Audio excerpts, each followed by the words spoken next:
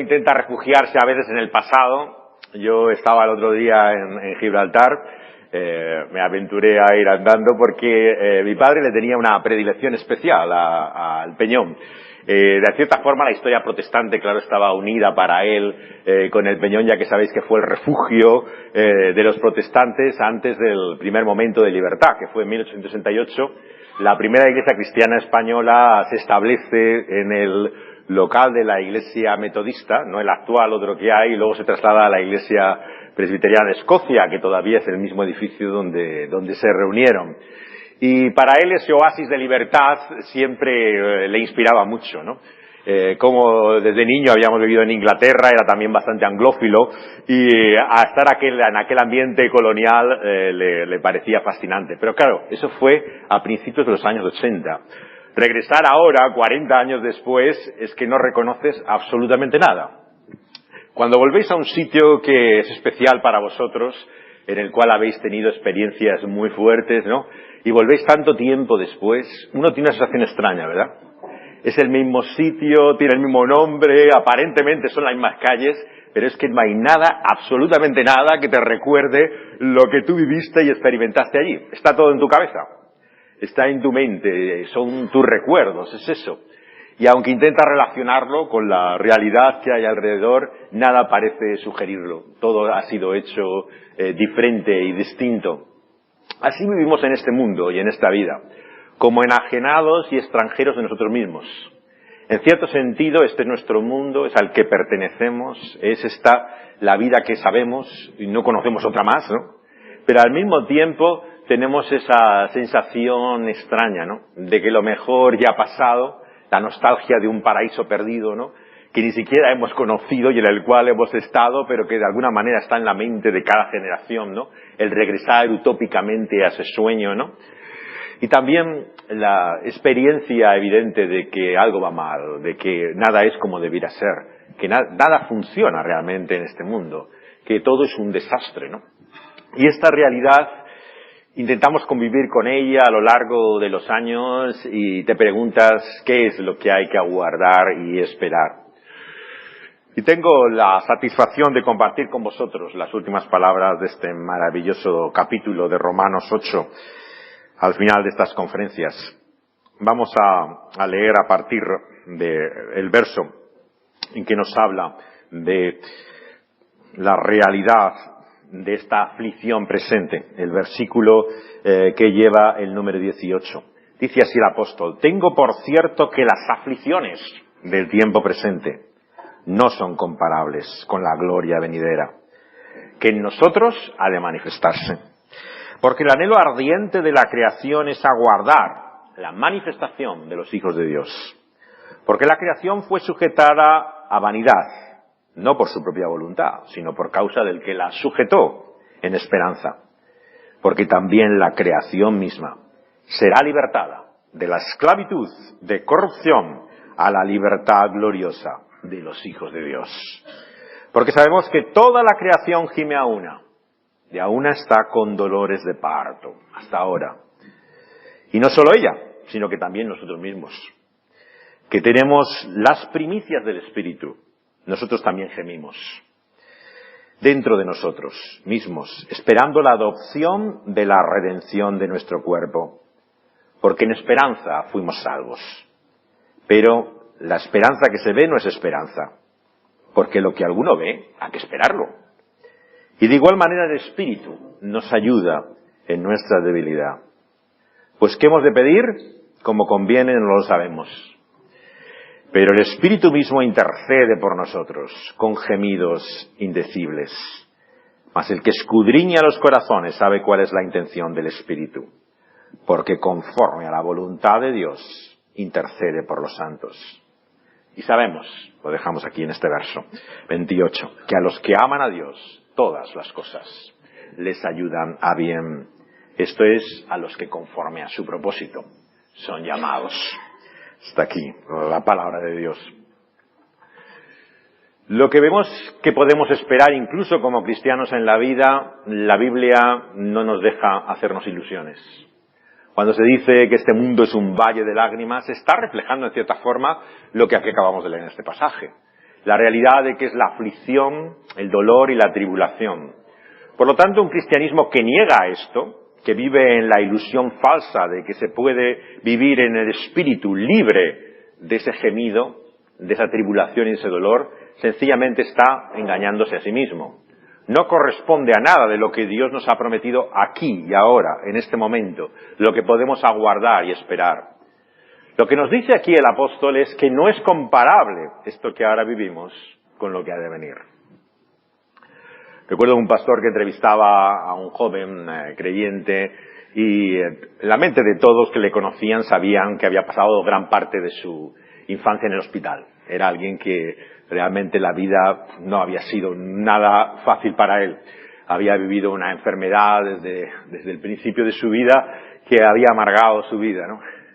Y el pastor, consciente de lo que estaba en la mente de todos los que lo oían, de repente cambió las preguntas que pensaba hacerle y le dijo directamente, ¿no?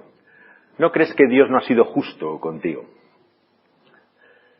Algunos pensarían que no era justo lo que estaba haciendo, ¿no?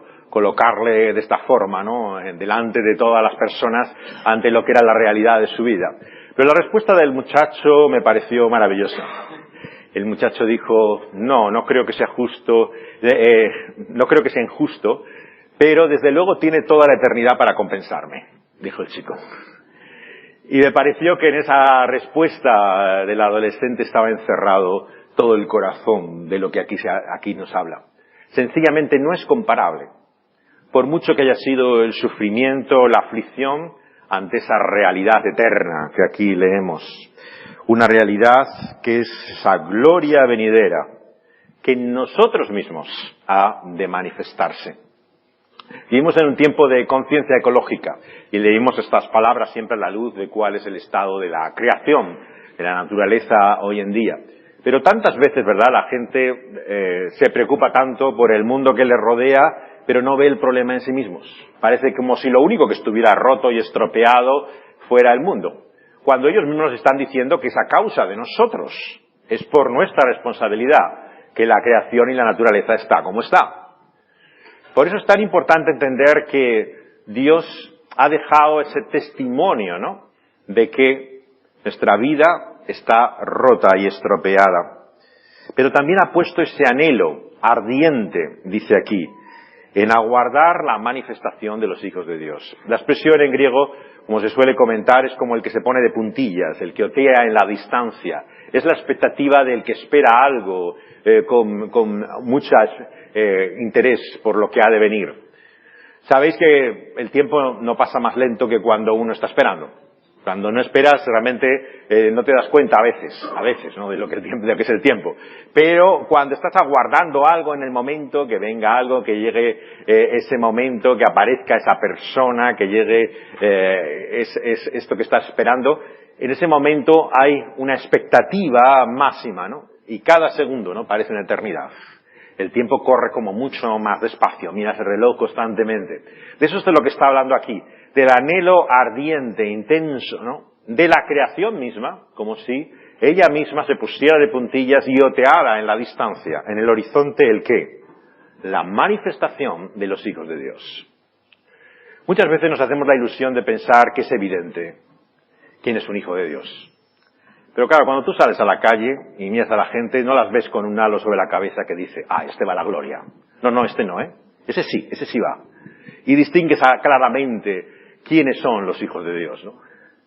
Aunque se pongan un pececito en el coche, no siempre te da la idea. En Holanda, cuando fui a estudiar teología, me contaron que muchos que hacían estos alcohólicos el fin de semana se colocaban el pececito en el coche para evitar los controles de alcoholemia, que generalmente solían saltarse esos coches con el pececito.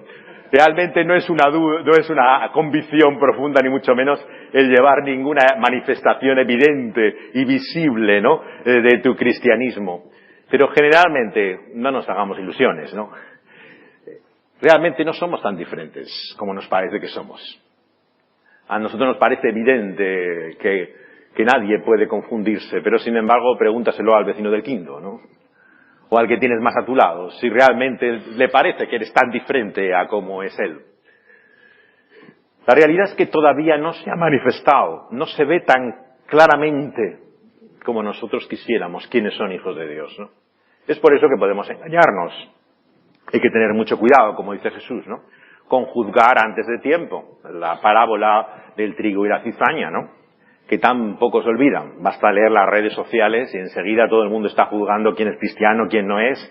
Y lo es simplemente por si es el nombre, es el famoso, le parece que da buen aspecto o mal aspecto, cómo tiene el pelo, si lleva un tatuaje o no, y ya sabe con perfección si realmente esa persona va al cielo o va al infierno, ¿no?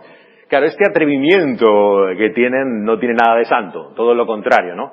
Es aventurarse en algo que no estamos llamados a hacer, ¿no? En el Evangelio se nos dice que discernamos, que distingamos lo que es lo malo de lo bueno, lo verdadero de lo falso, lo que es la enseñanza que corresponde a Dios y la que no lo es. Pero no se dice que discernamos y distingamos quién es el verdadero cristiano y quién no lo es. En cierto sentido, como nos recuerda Jesús, le pertenece a Él. Él se ha guardado, reservado ese derecho, finalmente. Él conoce realmente los que son suyos. Y tú, apártate del mal, dice la palabra de Dios. Por lo tanto, ciertamente que habrá grandes sorpresas en la eternidad. Y algunos que pensamos que sin duda estarán al lado de Dios, los veremos alejados de Él. Pero lo importante es entender que todavía no somos lo que debemos ser. Que ante ese testimonio que una y otra vez parece que va en contra nuestra, todo este final de este capítulo de 8, desde el principio mismo, ¿no? Te muestra que aunque todas las evidencias parecen ir en contra tuya, y desde luego que tú no pareces contar con esto, que eres un caso perdido, que realmente para ti no parece que son estas promesas, el Señor te dice desde el principio que hay otro que intercede a tu favor, que hay otro que habla en nombre tuyo y por el cual tienes la absolución de ese testimonio que te condena y te juzga una y otra vez. Y nos dice que la creación misma fue sujetada a vanidad. Y aclara que fue por causa del que la sujetó en esperanza.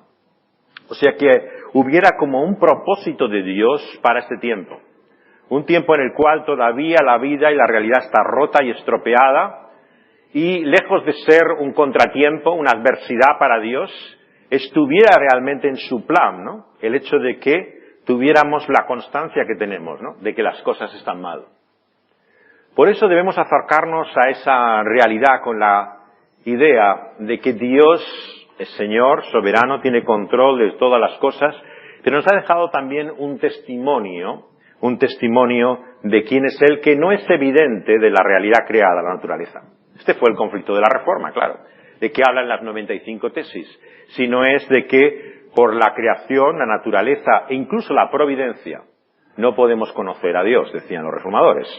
Mientras que la tradición tomista de la teología natural, que el catolicismo sigue manteniendo hasta el día de hoy, te dice que por medio de la creación, la naturaleza, es evidente que Dios está ahí, porque lo dice Romanos 1, y para ellos esto racionalmente es absolutamente claro, como si no hubiera pecado o caída, pero que además te añaden que la providencia misma te indica la realidad, ¿no? De quién es Dios, ¿no?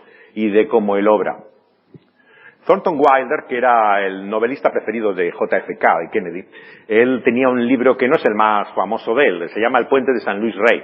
Es una historia en el Perú colonial, cuando en Cuzco había estos misioneros españoles, ¿no?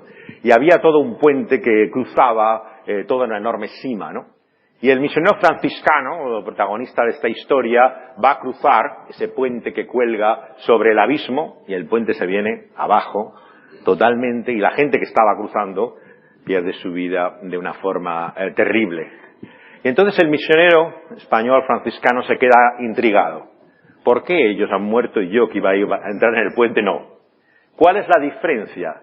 ¿Es porque yo soy de Dios y ellos no? Y entonces empieza a indagar y a investigar la vida de cada una de las personas. Ese es el librito del puente de San Luis Rey, que era la vida de todos aquellos que murieron al caer el puente.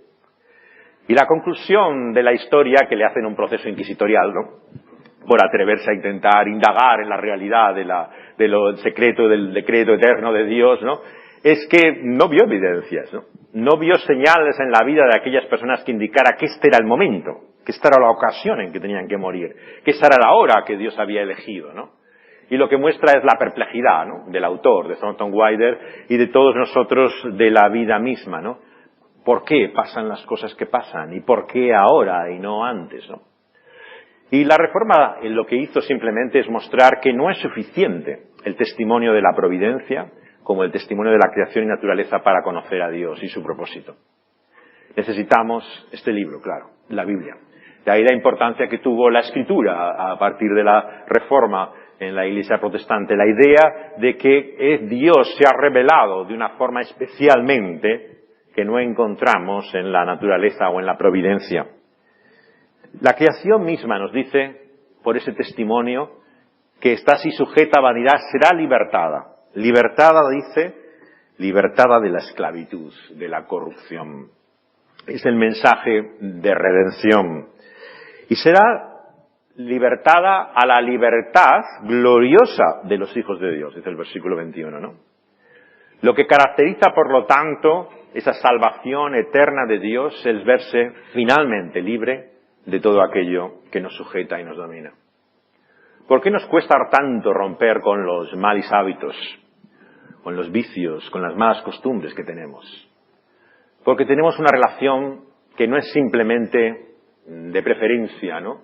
Que no es simplemente porque queremos hacer las cosas. Hay una esclavitud, hay una sujeción, hay un dominio.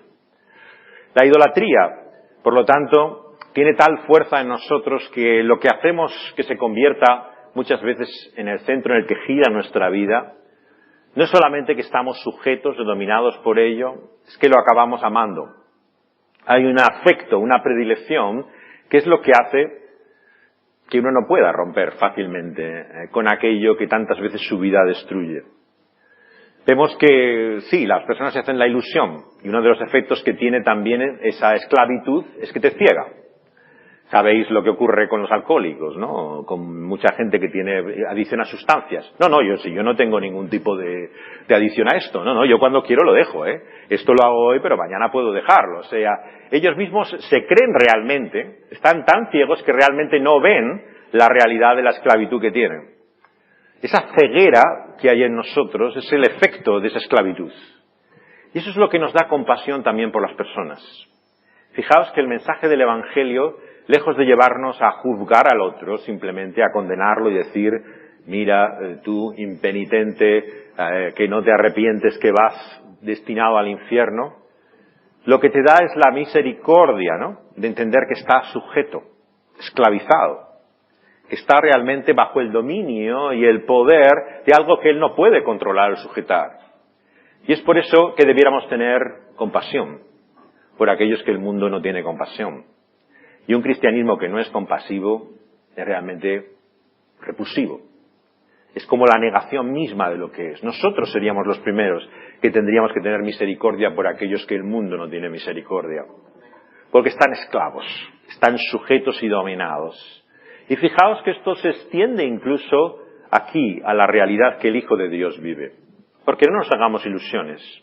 ¿No tenemos acaso también ataduras, realidades en nuestra vida también con las cuales luchamos y nos enfrentamos y que pensamos que nunca vamos a ser libres de ellas? Que tememos en lo más terrible y oscuro de la noche que finalmente ese pecado acabará destruyendo nuestra vida y nosotros no acabaremos viendo su victoria y de Dios y de Cristo por el Espíritu Santo sobre él. Ese es nuestro temor, que finalmente el mal será demasiado grande, demasiado poderoso, demasiado fuerte para poder vencerlo. Pero el mensaje del Evangelio es la redención y liberación por la cual Dios quita el pecado de nosotros. Fijaos que lo que hace Cristo en la cruz no es simplemente perdonarlo, pasarlo por alto, es tomar literalmente ese pecado, echarlo sobre Dios mismo, cargarlo sobre su espalda, llevarlo sobre su cruz y hacerlo morir con su propia muerte. Y eso no hay nadie, absolutamente nadie, que pueda hacerlo. La persona que más te quiere en tu vida te puede escuchar, ver tus problemas, sentir compasión, pero no puede decir, mira, esa enfermedad que tú tienes ya no la tienes, ahora la voy a tener yo en vez de ti. Pero eso es lo que Dios ha hecho en Cristo Jesús. Cuando Él fue al madero, aquel patíbulo cruel, llevaba todas nuestras vergüenzas. toda nuestra miseria, todos nuestros males, enfermedades y dolores, los cargó Dios sobre sí mismo. Por lo tanto, su liberación no es comparable a ninguna otra. No hay nada que podamos encontrar en esta vida semejante a lo que Dios hace por nosotros en Cristo Jesús. Y la creación misma será partícipe de esa liberación, dice. Será libertada de la esclavitud de corrupción a esa libertad gloriosa de los hijos de Dios. Muchas veces nos creamos que el pecado es mi problema. Lo que yo hago es cosa mía y a ti no me digas nada porque este es simplemente aquello con lo que yo tengo que lidiar. Pero no nos engañemos. El pecado tiene efectos y consecuencias. Realmente tiene relación con todo lo que nos rodea, con las personas con las que vivimos, con el mundo en que estamos. Es uno de los engaños del diablo, el pensar que el pecado no tiene consecuencias, que es lo que tú haces y no influye en nadie más. Mentira. La realidad es que la creación misma padece lo que padece por causa nuestra. Ella misma ha sido esclavizada y sufre, gime, ¿no? Gime por causa de nosotros. Pero nos dice que sabemos que esa creación que gime aún y aún está, con esos dolores, son dolores de parto. Es el anuncio de un nuevo día, de una nueva vida, del nacimiento de la realidad que esperamos y aguardamos. Y una canción, el grupo de rock irlandés U2, U2, ¿no?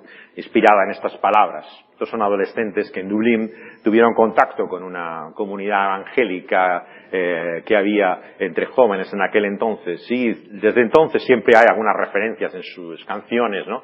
A lo que ellos han conocido y siguen entendiendo de alguna forma que es la verdad de las cosas. Y en el coro de la canción canta Bono, el cantante de este grupo irlandés, que no hay noche más oscura, ¿no? Que la que hay antes de que salga la luz. No hay dolor mayor, ¿no? Que hasta que en el parto finalmente viene esa nueva vida. Y esa es la realidad de la que nos habla aquí. La dificultad en la cual ahora vivimos, sabiendo que estamos todavía en esa angustia, como en un parto. Dice, nosotros mismos, que tenemos las primicias del Espíritu, también gemimos dentro. Cuidado, por lo tanto, con una enseñanza de la vida cristiana victoriosa.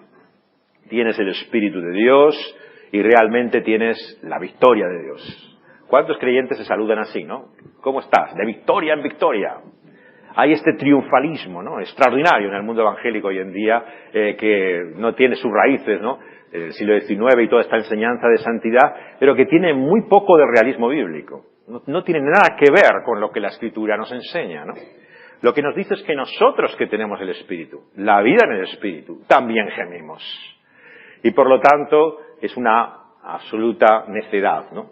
Decir que porque tienes la vida en el Espíritu, simplemente sonríe que Dios te ama. La realidad es que nosotros también sufrimos y padecemos. Y nos dice que esperamos la adopción, la redención de nuestro cuerpo. Otra de las paradojas de la Escritura. Por un lado, nosotros, por medio de la fe, como dice el Evangelio de Juan desde el principio, por la fe somos adoptados, hechos hijos de Dios. La realidad del creyente ahora es verdaderamente de filiación. Somos ya hijos de Dios. Sin embargo, es como si todavía no hubiéramos alcanzado o llegado a esa adopción. Es ese ya y ese todavía no. Esa tensión entre lo que ya tenemos, pero una realidad que todavía no percibimos y sentimos como cierta. Y es lo que decíamos antes. Todavía no se ve evidentemente como es un hijo de Dios cuando lo contemplamos al creyente en la vida presente. Vemos sus contradicciones, vemos su miseria. No te engañes, la gente ve todos tus defectos. Es más, los ve con lupa, los agranda. Y dice, menudo hipócrita, ¿no? Él que se cree mejor que nadie y mira lo que es, ¿no? Y él desde luego no le impresiona tu vida. Por muchas que sean bonitas tus palabras, realmente ve lo que tú haces. Y se da cuenta de que no eres tan distinto. ¿Por qué? Porque todavía no hemos recibido esa adopción de la que habla aquí. Esa libertad del pecado, gloriosa, ¿no?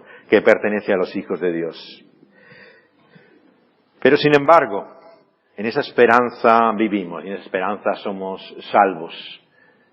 La misma de que este mundo y esta tierra, que ahora también padece, dará lugar a una nueva tierra y un nuevo cielo en que mora la justicia.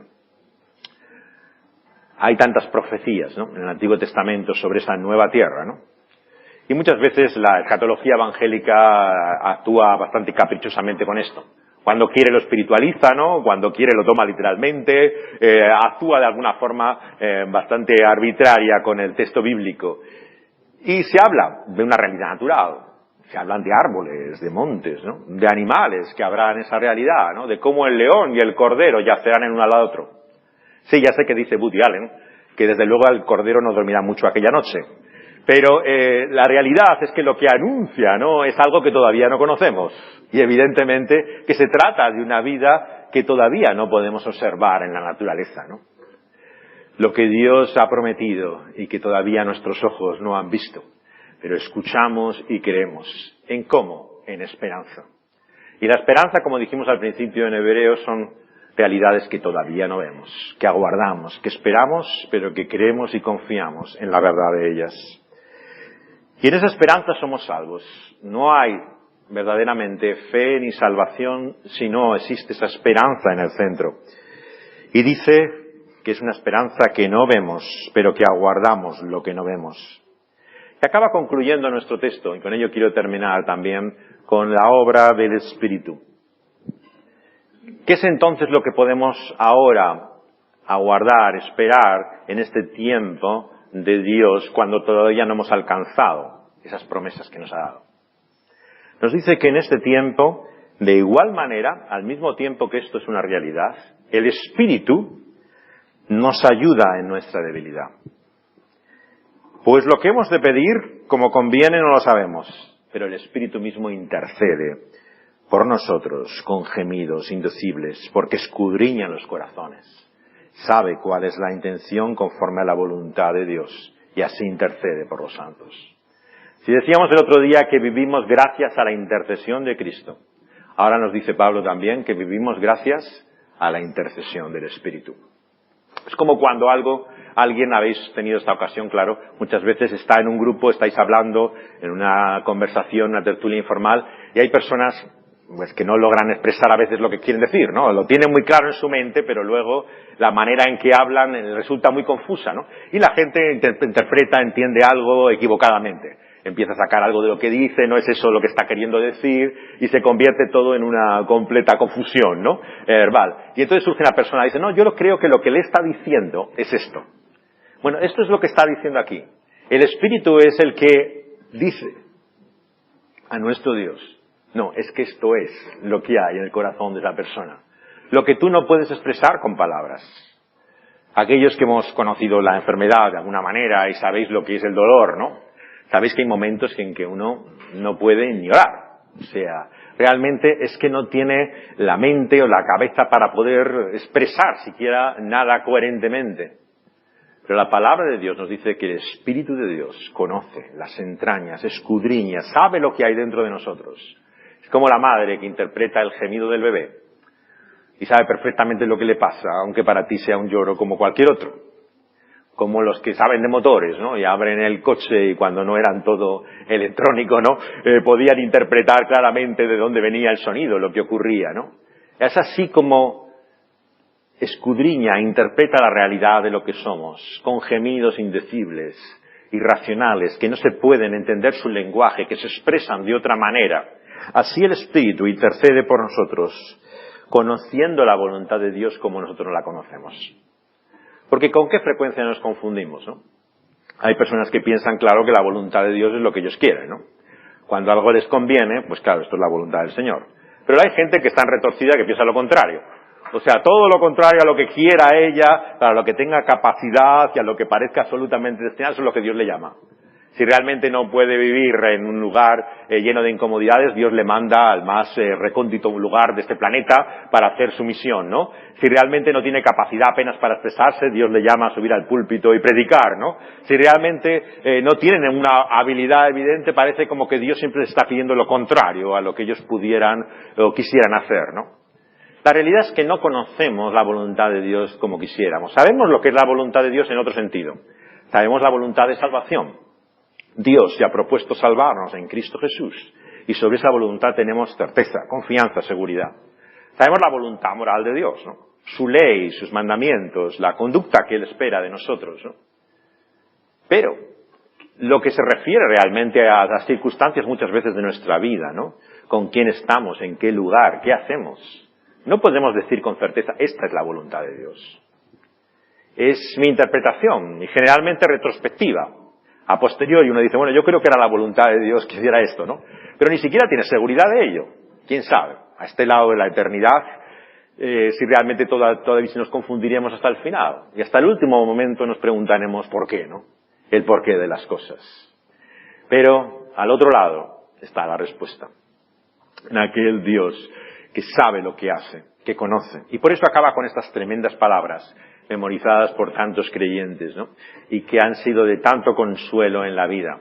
Pero sabemos, dice en el versículo 28, que a los que aman a Dios, todas las cosas les ayudan a bien. ¿Qué significa esto finalmente?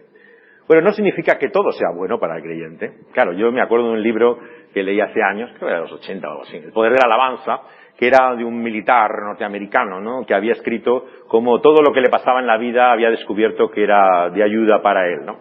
Tenía un accidente, se moría su mujer, a una hija le pasaba una enfermedad terrible y de todo daba alabanzas y agradecía a Dios lo que le ocurría, ¿no? Y yo me quedaba cada vez más atónito a medida que pasaba el libro, ¿no? Pero ¿qué cristianismo es este, no? Esto parecía tan tremendamente inhumano, ¿no? Parecía el estoicismo de la antigüedad clásica, pero desde luego no me recordaba nada a lo que Jesús y el cristianismo es, ¿no? Pero tristemente es lo que es el cristianismo para muchos evangélicos, ¿no? Una negación de la realidad, de la vida. Lo que realmente es una tragedia no puede serlo, ¿no? Y se convierte todo simplemente en una victoria. Lo que nos dice aquí es que todas las cosas ayudan, sirven, contribuyen para nuestro bien. No que todas las cosas sean buenas. No que tengamos que llamar ahora al mal bien y a la tragedia que nos pasa una bendición. Lo que es bueno y lo que es malo. No podemos engañarnos, ¿no? Esa es la realidad, ¿no? Pero lo que nos dice es que en cualquier caso, en cualquier circunstancia, sirve finalmente de algún modo para nuestro bien. Ahora bien, ¿cómo? Pues todavía este lado de la eternidad no sabemos cómo algunas cosas son para nuestro bien.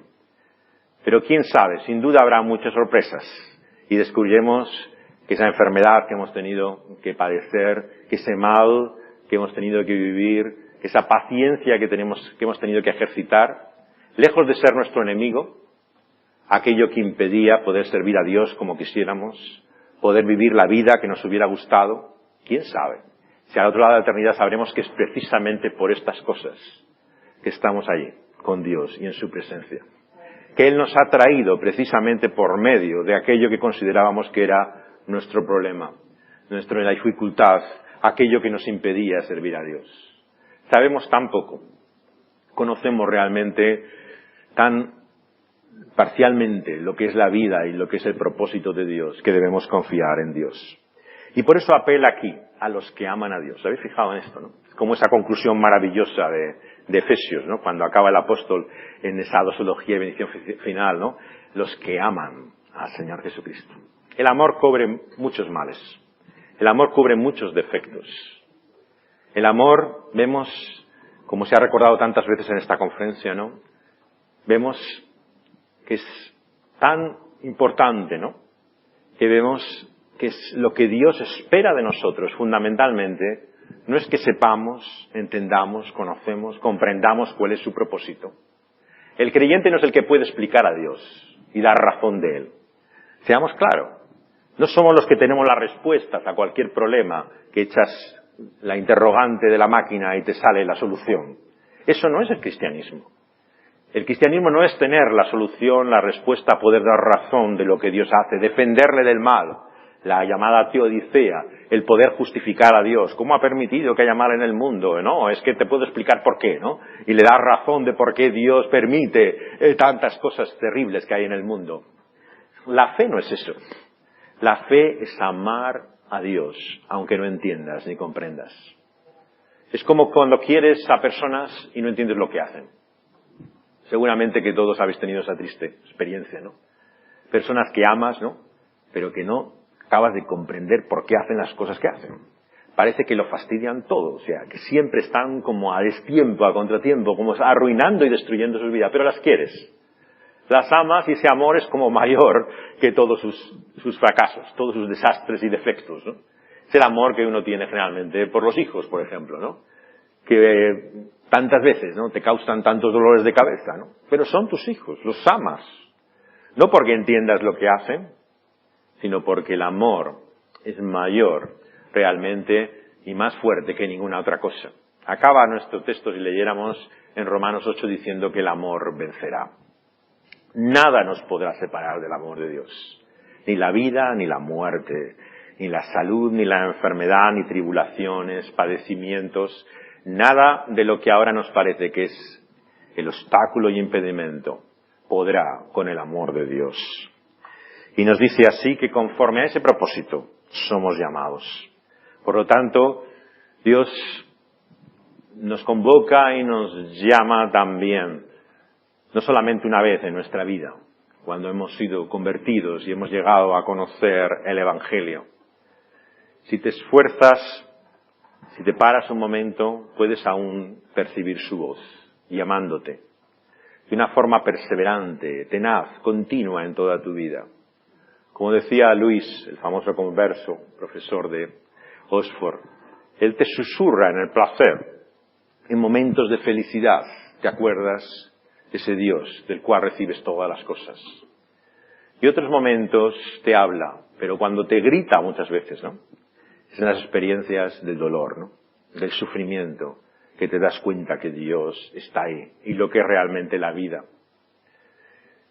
Y ese llamado que recibimos, persistente de Dios, también, como decían los reformadores, es eficaz. Lo dice a continuación, ¿no? Al que Dios llama, Dios le atrae, le seduce. Dios, con su voz, ¿no? Produce en nosotros una fascinación que no hemos conocido. Y es la promesa que el Padre dijo a su Hijo, que aunque Él fuera levantado, serían atraídos a Él, como por un imán. La Iglesia estará en despedito en esta parte del mundo. La vieja Europa, finalmente, parece que el cristianismo ya no tiene mucho que decir. Lo que sus representantes realmente piensen no le interesa ya a casi nadie en esta parte del mundo. Pero Jesús sigue siendo atractivo para muchos. Y muchos distinguen todavía a Cristo de la Iglesia, la realidad de lo que la religión es y lo que Jesús dice. Y es porque el Señor, el Padre, solo ha prometido una cosa: honrar a su Hijo. Él no ha prometido que va a hacer de nuestra Iglesia la más grande, de nuestra vida la más espectacular. Él lo que ha prometido es que hará todo por reconocer al Señor Jesucristo. Por lo tanto, cuanto más queramos glorificarle a Él, reconocerle a Él, más Dios se complacerá en obrar en nuestra vida. Y aquello con lo que luchas en tu vida, lo que te enfrentas, que parece realmente imposible de poder dominar y acabar, quién sabe si es porque todavía no buscas, sobre todas las cosas, el amor a Cristo Jesús. Y Dios puede hacer grandes cosas en tu vida cuando lo que buscas es honrar al Hijo y no a ti mismo, y no simplemente tener otras circunstancias. Y Dios nos sorprenderá tanto que nos parece demasiado bueno finalmente para ser cierto lo que Dios nos ha prometido. Pero en Cristo Jesús todas las promesas son sí y amén. Vamos a pedírselo a Él. Oh Dios y Señor nuestro, Señor, te pedimos que en estos días de conferencia, pensando sobre la esperanza, esto no sea simplemente una bonita palabra, que sea una realidad en nuestra vida, que realmente aguardemos y esperemos cosas mejores de las que tenemos. Líbranos de ese pesimismo terrible que tenemos muchos congénitamente, por el cual siempre vemos el vaso medio vacío y nada nos parece realmente que es como debiera ser. Señor, llénanos tú, Señor, de la expectativa y de la esperanza, Señor, que tiene la creación misma, de ese día glorioso, el día del Señor, Señor, en que finalmente seamos transformados, que seamos hechos como el Señor Jesucristo. Señor, por eso aumenta nuestra fe, Señor. Hazla crecer en nosotros. Señor, y sobre todas las cosas, como acabamos de considerar y meditar, danos más amor. Danos más amor por ti, Señor, en tu Hijo Jesucristo. Porque el amor cubrirá muchas faltas, Señor.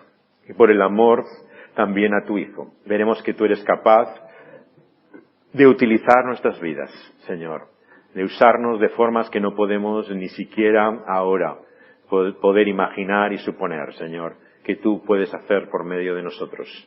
Pero no para nosotros, sino para tu amado Hijo. Señor, danos más afecto por Él, más admiración por Él. Señor, más reconocimiento de cómo la vida está en Él y fuera de Él no hay nada que merezca la pena. En nombre de Jesús te lo pedimos. Amén.